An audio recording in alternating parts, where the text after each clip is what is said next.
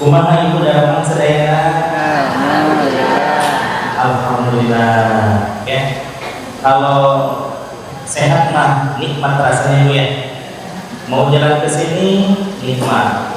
Mau jalan ke masjid nikmat. Jadi semuanya akan terasa nikmat kalau seandainya semuanya dalam keadaan digunakan untuk beribadah, insya Allah.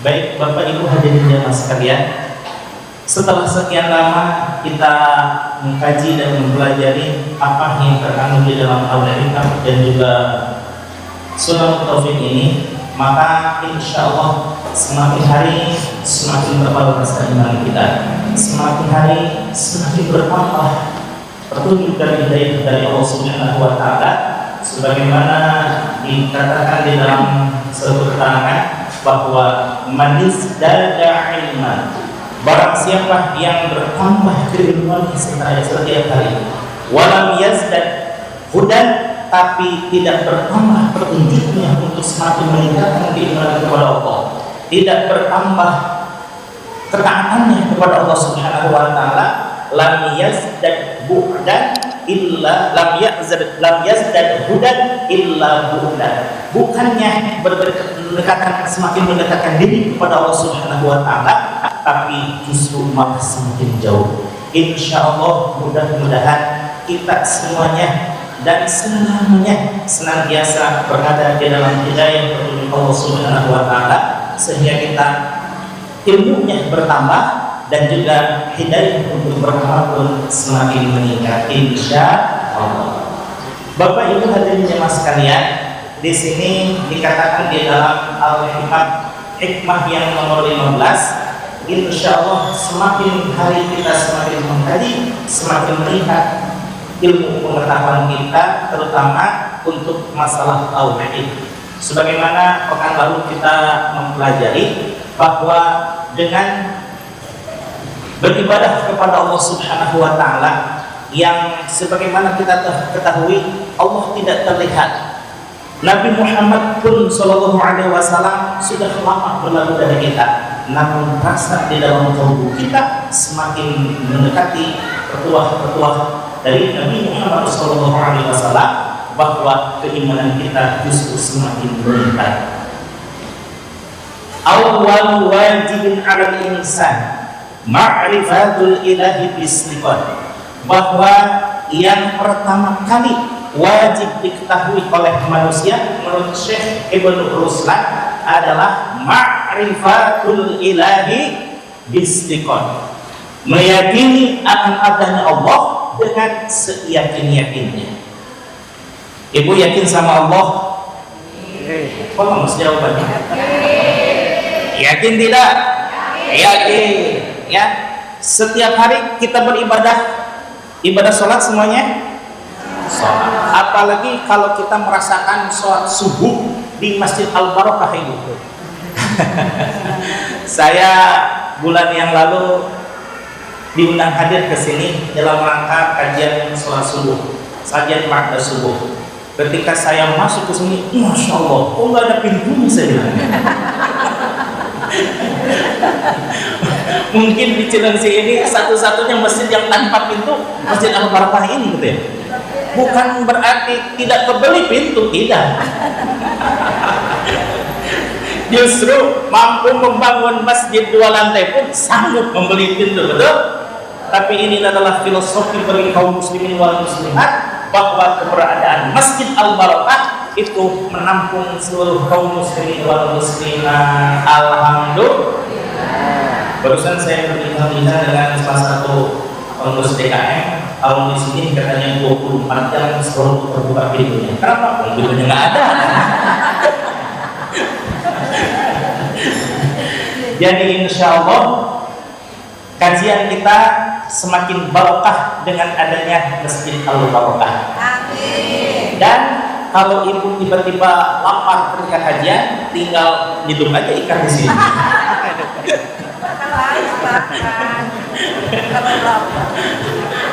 Ada gitu ya, insya Allah.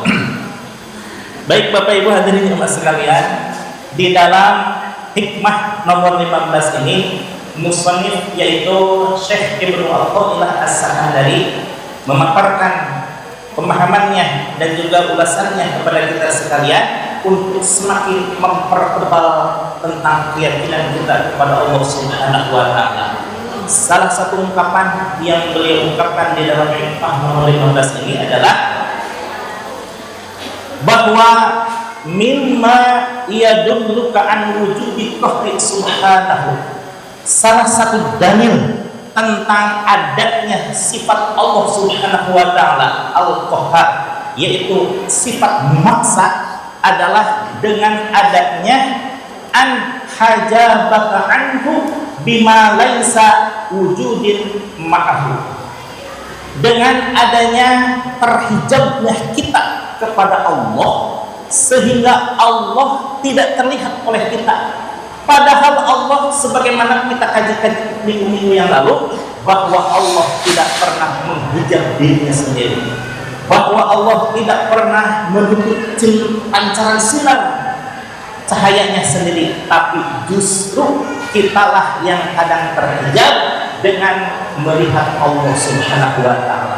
Apa hijab yang menyebabkan kita tidak bisa melihat Allah, tidak bisa melihat kasih sayang Allah, tidak bisa melihat pancaran hidayah dari Allah? Dengan adanya kelalaian diri kita dalam melaksanakan ketaatan kepada Allah, dalam kesalahan kita melangkah dalam pijakan-pijakan yang seharusnya kita tidak lalui. Kalau seandainya subhanallah kita selalu menapak pada jalan kebenaran, menapak pada jalan ketaatan kepada Allah Subhanahu wa taala, yakin bahwa Allah Subhanahu wa taala semakin dekat, semakin dekat, semakin dekat. Bagaimana kata Bimbo? Aku jauh, engkau jauh, aku dekat, engkau dekat. Betul? Jadi sebenarnya Allah itu kanzun makhfiyah, sebagaimana dimaksud dalam hadis qudsi, bahwa Allah menyatakan kuntu kanzan makhfiyah, bahwa aku, kata Allah Subhanahu wa taala, adalah perbendaharaan yang tersembunyi. Fa ahbabtu an u'rifa, maka aku ingin supaya aku diketahui keberadaanku, kata Allah Subhanahu wa taala. Fa khalaqtul khalqa li'u'rifa, maka aku ciptakanlah beberapa makhluk supaya aku diketahui, likai u'rifa, supaya aku diketahui oleh makhluk-makhlukku. Tadi dikatakan bahwa Allah tidak menghijab dirinya sendiri, Allah tidak menutup cahaya sendiri, tapi kita bisa melihat Allah tidak? Tidak bisa. Tidak bisa. Kita merasakan kehadiran Allah tidak? Merasakan. Alhamdulillahirabbil alamin. Jangankan Allah sang pencipta, makhluknya saja itu ya, makhluknya ada tapi tidak ada. Apa itu? Ada tapi tidak ada, tidak kelihatan. Apa contohnya? Jangan jauh-jauh, telinga aja kita. Kelihatan nggak? Padahal di sini ya, ketika dilirik kanan nggak ada, dilirik ke kiri nggak ada. Itulah salah satu contoh keterbatasan makhluk. Sedangkan Allah Subhanahu wa taala ketika kita beribadah, wa ma khalaqtul jinna wal insa illa liya'budun, tidaklah aku ciptakan jin dan manusia pada hakikatnya untuk beribadah. Kalau Tuan Syekh Abdul Qadir Al-Jailani di dalam tafsir Al-Jilani menyatakan bahwa surah Adz-Dzariyat ayat 56 tersebut liya'budun ay liya'rifun, bahwa manusia dan jin diciptakan justru yang pertama kali, sebagaimana tadi diungkapkan oleh Syekh Ibnu Ruslan, bahwa liya'rifun, untuk mengenal, kata Allah Subhanahu wa taala, untuk mengenal hakikat Allah Subhanahu wa taala. Bagaimana kita bisa beribadah kepada Allah kalau kita tidak mengenalnya? Betul? Bagaimana kita bisa mentaatinya kalau kita tidak mengenal siapa Allah itu? maka insya Allah dengan keberadaan ilmu tauhid dan juga ilmu tasawuf, insya Allah akan semakin mempertajam ilmu dan juga amal yang kita sehari-hari. Ibu hadirin jamaah sekalian, bahwa Allah Subhanahu wa taala sebagaimana tadi dikatakan li'u'rifat, dikai mu'rifat, supaya aku dikenal oleh makhluknya. Namun sehari-hari kita beribadah, apakah itu ibadah makhluk yang secara langsung seperti halnya sholat, dan ibadah-ibadah yang lainnya seperti halnya berumah dengan masyarakat sekitarnya, tapi langsung ketika kita beribadah kepada Allah Subhanahu wa taala, Allahu Akbar. Ibu yakin di hadapan kita ada Allah? Yakin. Yang kebanyakan mana tuh kan mau dijawab yakin takut salah, mau dijawab tidak yakin takut jawabannya juga salah juga katanya. Maka itu hadirin jemaah sekalian, kita lihat penafsiran dari Ibnu Abbas ketika menafsirkan ungkapan Nabi Muhammad SAW ketika ditanya oleh para sahabatnya, wahai Muhammad, katanya, apakah engkau melihat Tuhan ketika Isra wal Mi'raj? Maka Rasulullah SAW menyatakan, ra'aitu nuran, bahwa aku melihat cahaya. Sebagian ulama terpecah pada dua bagian. Yang satu, Nabi Muhammad tidak melihat Allah Subhanahu wa taala. Yang kedua, sebagaimana dipelopori oleh sahabat Ibnu Abbas radhiyallahu anhu, beliau adalah hibrul ummah, hibrul mufassirin, salah satu dari sebagian ulama-ulama mufassir di zaman sahabat Rasulullah SAW, bahkan dipuji penafsirannya oleh Rasulullah SAW. Ini disampaikan dalam satu hadis yang diriwayatkan oleh Ad-Darqutni ketika Rasulullah SAW menafsirkan, menyatakan tentang ra'aitu nuran. Bagaimana penafsiran dari Ibnu Abbas? Bahwa Nabi Muhammad SAW sebagaimana Ali bin Abbasin diterima dari sahabat Ibnu Abbas, ma kadzabal fuadu ma ra'ahu, bahwa tidak mungkin Nabi Muhammad SAW menyalahi tentang ucapannya bahwa qalbunya melihat Allah Subhanahu wa taala, wa qala, dan mengatakan sahabat Ibnu Abbas, ra'ahu biqalbihi, bahwa Allah Subhanahu wa taala Nabi Muhammad SAW melihat dengan qalbunya, bahwa Nabi Muhammad SAW melihat Allah dengan qalbunya, bahwa ketika Nabi Muhammad SAW sedang berkumpul dengan para sahabatnya, lalu Nabi Muhammad SAW menyatakan bahwa engkau sekalian ra'aituhu robban, engkau akan ra'aitu robban, ra'aita robban, engkau akan melihat Tuhan kita sekalian sebagaimana fi lailatul badri, sebagaimana kita melihat bulan pada malam bulan purnama nanti di akhirat nanti. Bahkan di dalam salah satu yang lebih jelas lagi, Nabi Muhammad SAW menyatakan bahwa kita sekalian insya Allah akan melihat Allah Subhanahu wa taala, tapi terbagi kepada dua.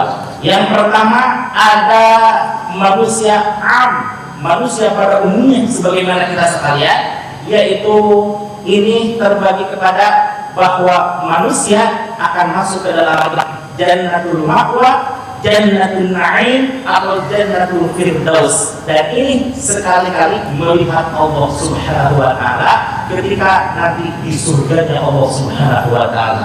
Tapi untuk manusia yang khas, manusia yang khusus, itu adalah para nabi, para rasul, dan berikut para wali. Ini surganya tersendiri, yaitu surga Illiyin. Ada apa keistimewaan surga Illiyin ini? Subhanallah, Di dalam hadis Rasulullah SAW menyatakan bahwa innallaha jannatun, sesungguhnya Allah Subhanahu wa taala memiliki surga, la hurun wala usurun. Di sana tidak ada istana, tidak ada bidadari, wala asalun wala labanun, dan juga tidak ada madu, berikut tidak ada susu. Ini sebagai perwakilan dari kenikmatan-kenikmatan yang berbangsa materi, bahwa dipuaskan materi dengan adanya materi. Tapi bagi para wali, para nabi, para rasul, para nabi, para wali, semuanya itu tidak bisa memuaskan, karena mereka semuanya sudah terbiasa dengan sesuatu yang abstrak. Maka ketika mereka di alam dunia pun beribadah bukan ingin untuk kelancaran rezeki duniawi, bukan untuk memperbanyak pahala, tapi karena apa? Karena subhanallah, itu jawabannya, ingin mengharap rahmat dan ridho Allah. Sehingga ditempatkannya pun di tempat yang tersendiri oleh Allah Subhanahu wa taala, yaitu di surga Illiyin, surga yang paling tinggi. Lalu apa kesenangan yang ada di surga ini tersebut? Tadi tidak ada makanan, tidak ada minum, tidak ada asalun, tidak ada madu, tidak ada susu, dan tidak ada istana, berikut tidak ada bidadari sama sekali. Yang ada hanya satu, apa itu? Yanzuru biwajhillah, mereka memandang wajah Allah. Itulah kenikmatan satu-satunya yang ada di surga Illiyin. Mungkin bagi sebagian loh katanya surga itu penuh dengan kenikmatan. Mala ainun ra'at, belum pernah terlihat oleh mata, wala udhun sami'at, belum pernah terdengar oleh kuping, wala qalbun khatarat, dan belum pernah terlintas di dalam qalbu. Lalu apa kenikmatan yang ada satu-satunya di surga ini tersebut?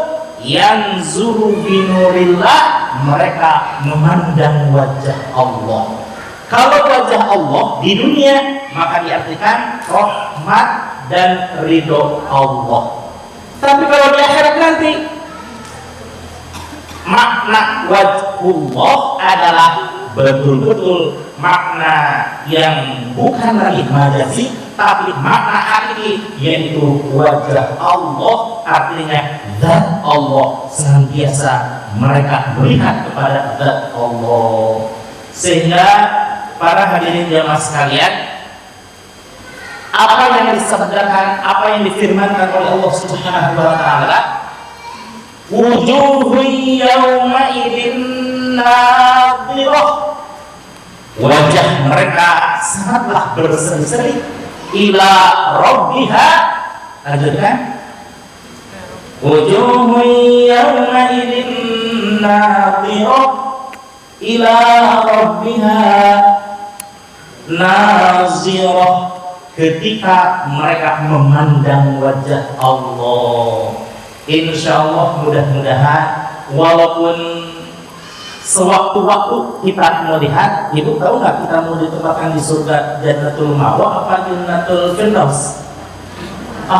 Wallahu a'lam, kita masuk surga apapun itu, yang penting masuk surga apa gitu banyak. Kalau ada di surga Jannatul Na'im, surga Jannatul Ma'wa, surga Firdaus, maka akan melihat Allah sewaktu-waktu, karena masih ada makanan, minuman, istana dan lain sebagainya, semuanya ada. Maka Allah mempersilahkan mereka memandang wajah Allah dengan sewaktu-waktu. Tapi kalau kita masuk ke dalam surga Illiyin, maka selamanya memandang Allah. Insya Allah kita semuanya berharap bahwa Allah senantiasa menurunkan rahmat dan ridho Allah. Amin ya Allah ya Rabbal alamin. Ibu mohon maafnya, kelompok saya terbagi kedua bagian, satu ada di Barakah, tapi kelompok saya ada lagi ujian. Bukan apa-apa ini. Alhamdulillah wa syukurillah. Bapak Ibu hadirin jemaah sekalian, tadi disampaikan bahwa salah satu dalil adanya sifat qaharnya Allah Subhanahu wa taala, yaitu adanya hijab sehingga kita tidak bisa melihat Allah Subhanahu wa taala. Kenapa Allah tidak bisa dilihat? Karena itu adalah sudah menjadi ketentuan Allah, sudah menjadi skenario Allah, dan sudah menjadi ketetapan Allah. Salah satu yang menyebabkan bahwa Allah tidak terlihat justru karena Allah berkuasa untuk menghijab dirinya dengan sesuatu yang tidak terlihat. Bukan berarti Allah menghijab dirinya sendiri, tapi Allah Subhanahu wa taala terhijab oleh kita selaku makhluknya dengan segala sesuatu yang menyebabkan Allah tidak terlihat. Lalu apakah ada orang yang bisa melihat Allah? Ada. Salah satu di antaranya, dan ini satu-satunya, yaitu Nabi Muhammad sallallahu alaihi wasallam. Ketika peristiwa apa? Isra wal Mi'raj. Bulan apa? Hari ini bulan masuk bulan apa? Salah satu mensyukuri bulan Rajab apa? Meningkatkan ibadah. Betul, tadi banyak berpuasa. Kalau berpuasa masih masuk lulus. Ada diturunkan grade-nya lagi, yaitu melaksanakan ibadah sholat. Sebagaimana kita tahu bahwa sholat sunnah di bulan Rajab, 1 Rajab, malam Jumat pertama bulan Rajab, pertengahan bulan Rajab, dan akhir bulan Rajab. Bagaimana kalau seandainya sholat pun masih dirasa berat? Ada yang lebih ringan daripada sholat. Apa itu? Sedekah. Salah satu sahabat bertanya kepada Rasulullah, "Ya Rasulullah, ummi ghadmat, ibu saya sudah meninggal ya Rasulullah, apa atasaddaqu minha? Apakah saya boleh bersedekah kepadanya?" "Na'am," kata Rasulullah, "silahkan bersedekah." "Ayu shadaqatin afdalu ya Rasulullah? Sedekah apa yang lebih utama kepada ibu saya?" "Jaryul ma'i," mengalirkan air, yaitu memberi sedekah berupa air. Tapi jangan karena hadis ini ibu ketika apapun yang datang, entah itu panitia pembangunan, entah itu panitia santunan dan lain sebagainya, ibu tiba-tiba ngasih segelas air mineral. Kata panitia, "Kenapa ibu ngambil segelas ini? Hadis kata Rasulullah," katanya. Tidak, maksudnya jangankan air, jangankan sate, jangankan soto, jangankan semua makanan, wong air saja sudah dianggap sebagai sedekah yang utama, insya Allah. Jadi betapa Rasulullah SAW menganalogikan segala sesuatu yang paling ringan, betul? Seperti halnya tadi sedekah. Apa itu sedekah? Sedekah mah berat. Sedekah juga bukan hanya karena makanan saja, bukan hanya harta saja, bukan hanya minuman saja. Apakah ada sedekah yang ringan? Ada. Dan ini rata-rata semua kaum muslimin melaksanakan, terutama saya. Apa? Tabassamuka ala wajhi akhihi shadaqatun. Berseri-seri wajahnya ketika memandang dan dipandang orang lain, itu adalah bagian dari. Jadi ketika ada panitia, ada orang yang santunan yatim, bahkan ada kotak amal melintas di depan kita, cukup dengan tidak seperti itu ya. Dan yang paling ringan adalah berzikir. Apa itu zikirnya? 1 sampai 10 berzikirnya subhanallahi wali hayyul qayyum. 10 sampai 20 zikirnya adalah subhanallahi ahadis somad. 20 sampai 30 subhanallahir rauf. Bagaimana kalau tidak bisa berzikir seperti itu? Aduh, saya bingung jawabnya, harus bagaimana lagi. Itu adalah salah satu upaya kita bersyukur kepada Allah dan berterima kasih kepada Rasul. Ketika Rasulullah SAW menyatakan bahwa aku telah menerima syariat sholat, yang mana Rasulullah SAW diundang langsung oleh Allah Subhanahu wa Ta'ala Isra wal Mi'raj, sampai alhamdulillah Rasulullah menerima syariat berupa sholat. Disitulah Rasulullah birruh wal badan. Namun bagi kita umatnya as-salatu mi'rajul mu'minin. Salat adalah mi'rajnya kaum mukminin. Kalau dulu Rasulullah bermi'raj dan berisra dengan ruh dan badan, kalau kita mah saat ini hanya birruh saja. Bisa jadi sekarang kita berada di Bekasi, kemarin kita berada di Cilengsi, kan ini Bekasi dan Cilengsi, antara Bekasi dan Cilengsi. Bisa saja kita menapak sholatnya ketika Allahu Akbar, tapi kalbu kita sedang merasa kehadiran Allah Subhanahu wa taala, sebab hakul yakin bahwa di situ as-salatu mi'rajul mu'minin, salat adalah mi'rajnya kaum mukminin. Maka insya Allah kita sekalian semuanya, bapak-bapak dan ibu-ibu, semakin meningkatkan kualitas salat kita insya Allah.